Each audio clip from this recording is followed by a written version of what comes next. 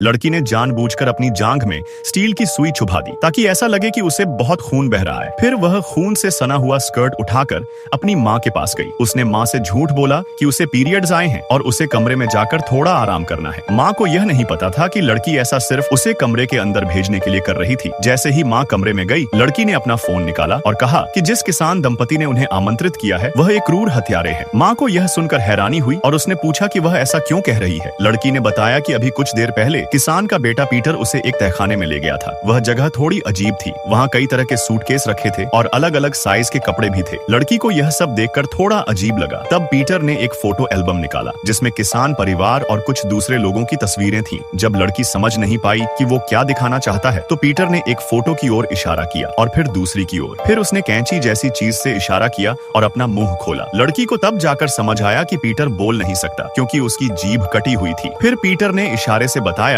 कि उसके असली पिता किसान नहीं है। असल में किसान ने पहले उसकी माँ की हत्या कर दी थी और फिर पीटर को चुप कराने के लिए उसकी जीभ काट दी थी। उसके बाद किसान ने पीटर को अपने साथ रखकर उसकी परवरिश की थी। जब लड़की ने तहखाने में पड़े सूटकेस देखे तो उसे अंदाजा हुआ कि शायद उन्होंने और भी लोगों को मारा है। फिर पीटर ने एल्बम में एक खाली पन्ना खोला और उसमें लड़की और उसके परिवार की फोटो रखी थी। यह देखकर लड़की घबरा गई क्योंकि इसका मतलब था कि अब वे लोग अगला निशाना हो सकते हैं। लड़की ने जल्दी से कुछ फोटो अपने मोबाइल से ली और तहखाने से बाहर निकलकर माँ को धोखे से वापस कमरे में बुला लिया। जब उसने माँ को सारी बात बताई तो माँ परेशान हो गई क्योंकि उसका पति अभी भी बाहर किसान से आराम से बातें कर रहा था। माँ ने तुरंत लड़की से कहा कि शांत रहो और कोई जल्दबाजी न करो। फिर उसने अपने पति को अंदर बुलाया और उसे सारी सच्चाई बता दी। उन्होंने तय किया कि अब और वहाँ नहीं रुकना चाहिए। माँ ने फौरन एक चाकू उठा लिया ताकि अगर जरूरत पड़े तो अपनी और परिवार की रक्षा कर सके। लेकिन उन्हें यह नहीं पता था कि किसान को तहखाने का दरवाजा हिलने की वजह से कुछ शक हो गया था। वह चुपचाप आया और बोला कि उसकी बेटी की तबीयत ठीक नहीं लग रही तो वह उसे अस्पताल ले जाना चाहता है। थोड़ी देर के लिए सब ठीक लगा क्योंकि किसान ने उन्हें रोकने की कोशिश नहीं की बल्कि हल्की मुस्कान दी। जैसे ही वे लोग निकलने लगे उन्हें पता चला कि उनकी कार का टायर पंचर हो गया है। लेकिन वहाँ से जल्दी निकलने की सोचकर